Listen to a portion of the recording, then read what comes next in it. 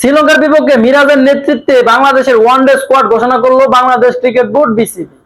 এরই মাধ্যমে বাংলাদেশের ক্রিকেটে নতুন অধ্যায়ের সূচনা হলো মেহেদী হাসান মিরাজের নেতৃত্বে। শ্রীলঙ্কার বিপক্ষে আসন্ন 3 ম্যাচ ওয়ানডে সিরিজের জন্য বাংলাদেশের 16 সদস্যের স্কোয়াড ঘোষণা করেছে বাংলাদেশ ক্রিকেট বোর্ড। এই স্কোয়াড দিয়ে শুরু হতে যাচ্ছে নিয়মিত ওয়ানডে অধিনায়ক হিসেবে মিরাজের পূর্ণকালীন দায়িত্বের পথ চলা। কিছুদিন ধরে আলোচনার কেন্দ্রে ছিলেন মেহেদী হাসান মিরাজ। দারুণ পারফরমেন্সের পর ওয়ানডে দলের নেতৃত্ব দেওয়া হয় এই অফ স্পিন অলরাউন্ডারের হাতে।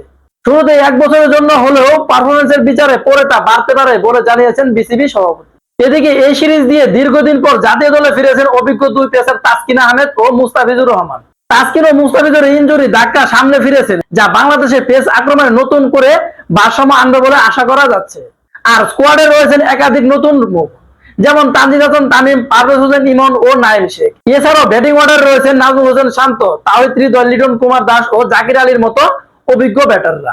ব্যাটিং লাইন আপ শক্তিশালী হওয়ার পাশাপাশি স্পিন বিভাগে মিরাজের সঙ্গী হচ্ছেন রিশাদ হোসেন ও তানভীর ইসলাম। পেস ইউনিটে মুস্তাফিজুর ও তাসকিনের পাশাপাশি আছেন তানজিম হাসান সাকিব, হাসান মাহমুদ ও উদীয়মান গতির দানব নাহিদ রানা। এক নজরে আমরা দেখেন এই বাংলাদেশের প্রথম শ্রীলঙ্কার বিপক্ষে ওয়ানডে স্কোয়াডে রয়েছেন কে।